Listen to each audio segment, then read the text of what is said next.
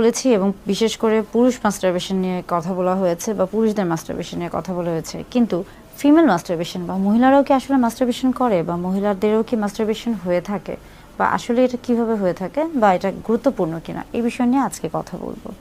Female masturbation বা মহিলাদের masturbation কেন গুরুত্বপূর্ণ বা কী কারণে হয়ে থাকে?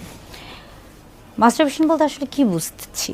মাস্টারবেশন বলতে আমরা মূলত বুঝছি যে যখন কোনো সঙ্গী বা সাথী ছাড়াই একজন মানুষ যখন তার যৌন তৃপ্তি নিবারণ করছে, এবং অর্থাৎ নিজে নিজে যখন সে তার যৌন চাহিদা বা যৌন আকাঙ্ক্ষাকে নিবারণ করছে এবং যৌন তৃপ্তি বা যৌন সুখ উপভোগ করছে, তখনই তাকে কিন্তু মাস্টারবেশন বলা হয়ে থাকে।